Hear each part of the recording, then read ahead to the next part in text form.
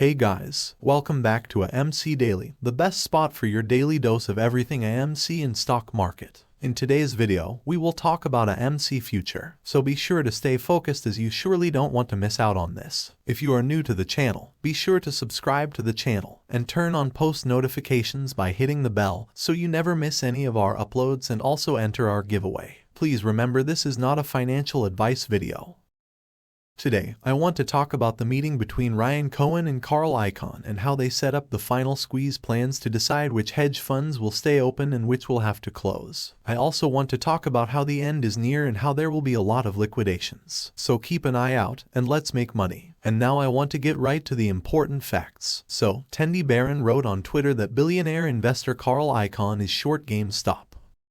So far, it's not clear how big the position is. It says that billionaire investor Carl Icahn started shorting GameStop around January 2021, when the meme sticky craze was at its peak, and he still has a big stake in the video game store. It says that the investor, who has added to his position from time to time, is putting that stock in stop, which isn't trading based on its fundamentals and will continue to fall. Now, it does say that it's not clear how big his position is, but when Carl Icahn went long on Twitter before Elon Musk bought it, he owned around $500 million worth of the stock. Size?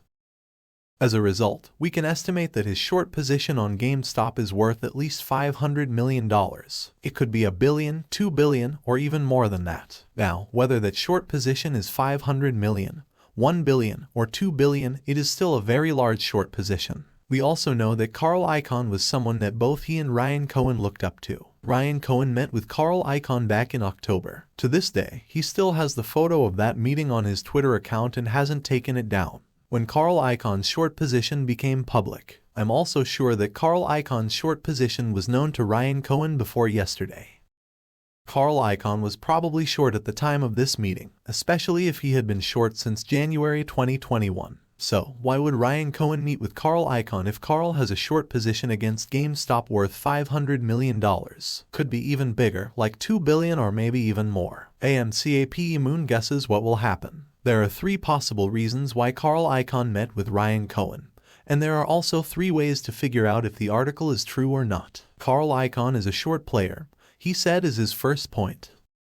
He is betting a lot, at least $500 million, and he knows that stock is not liquid enough for him to close his short position. Even though he is making money on a short right now, if he has been shorting down from $483 to the current price and hasn't closed out yet, he probably knows that the only way to close out his position is to play the GameStop stock. He knows he's not the only one. He knows that there are hundreds of millions, if not billions, of synthetic shares. He also knows that he can't even close his own short position right now because there's not enough liquidity.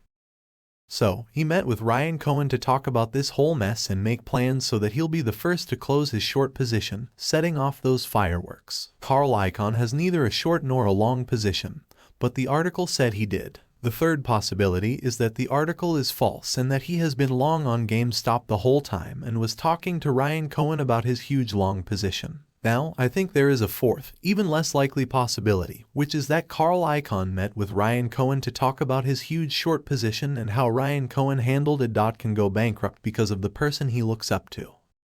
As I said, I think that scenario is even less likely, but AMCAPE Moon has asked Peter R. Han which scenario he thinks is the most likely. Peter R. Han said that there are different theories, but I'm more likely to think that theory 1 is right. He thinks that Carl Icahn probably met with Ryan Cohen to plan and talk about those final squeeze plans. They were clearly talking about how to get Carl Icahn to close his short position and be the first one out the door before setting off those huge fireworks.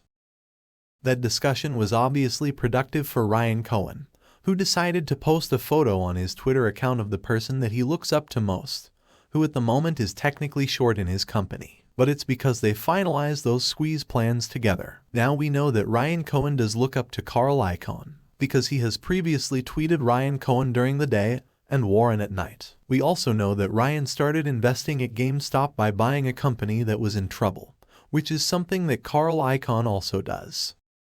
And in this picture, Carl Icahn is wearing a pair of shiny shorts that show off his shorts. For everyone to see. Now the GameStop ecosystem also, it seems like CNBC spoke to and confirmed it, according to tweets. This morning, Carl Icahn was sure of his position and said, "Sure. Carl has a big portfolio and a lot of money, so any moves up won't hurt him. If the GameStop position is large enough and GameStop gains speed, the risk of not being able to get out of the position could do a lot of damage." Even the meeting between Ryan Cohen and Carl Icahn was talked about in this CNBC interview.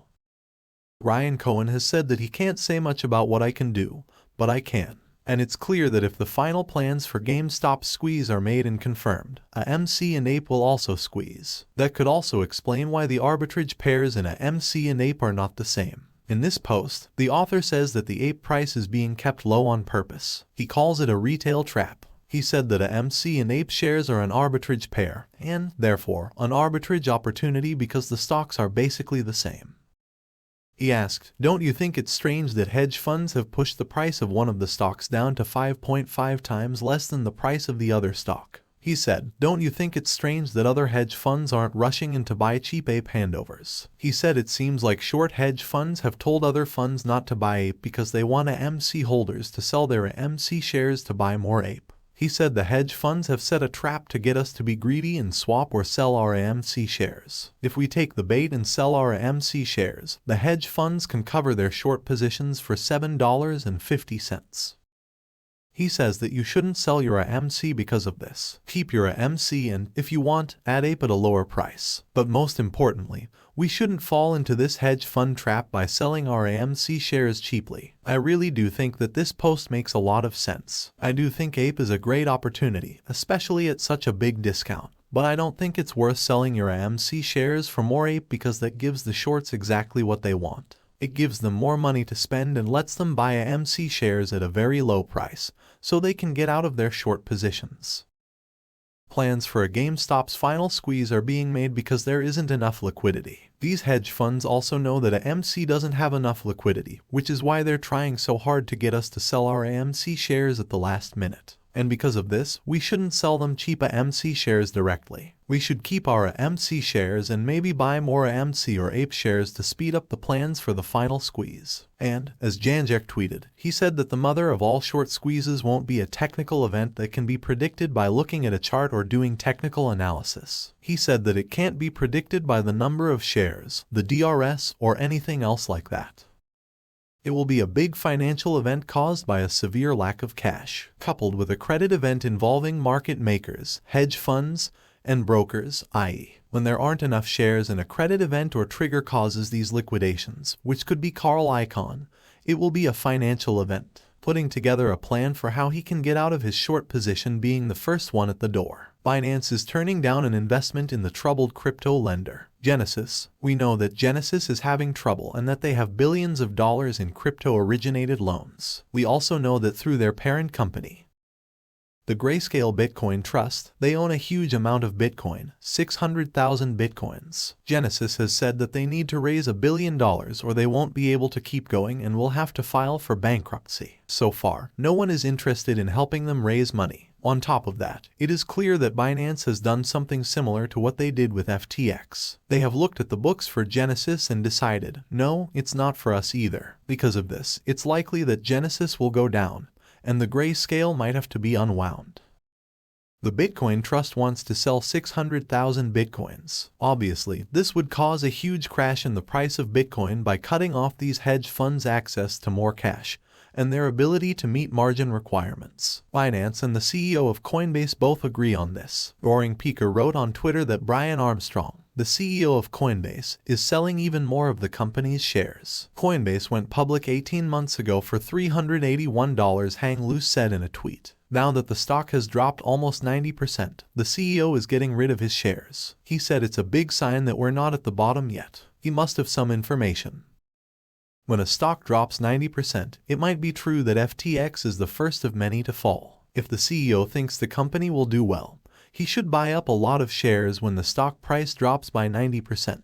So, when the company gets back to being worth $381, he can make billions. In this case, though, he is selling even more shares instead of buying more. Clearly, Brian Armstrong is selling more shares of his company because he doesn't believe in it, instead of buying more with his money.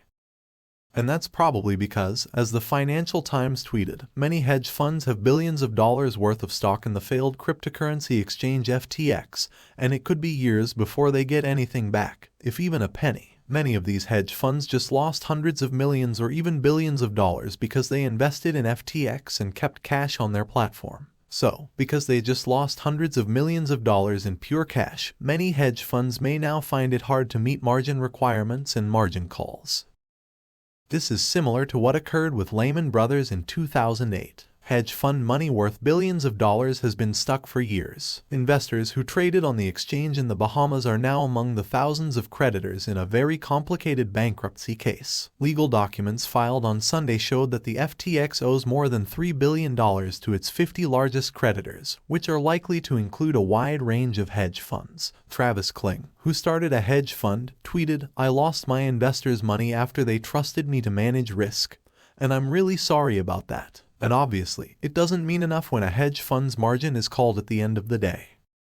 Well, guys, that's all we have for you today. What is your opinion about a MC stock? Get involved and let us know in the comments down below. If you guys like this video, then be sure to give this video a big thumbs up. Also, if you don't want to miss out on any new future videos, then be sure to click on the subscribe button and turn on the notification under this video so that you're notified the next time we upload a video on the latest AMC and stock market news. Until the next video comes out, you can watch our other videos about AMC. Thank you for watching, and we will see you again in the next video. Goodbye.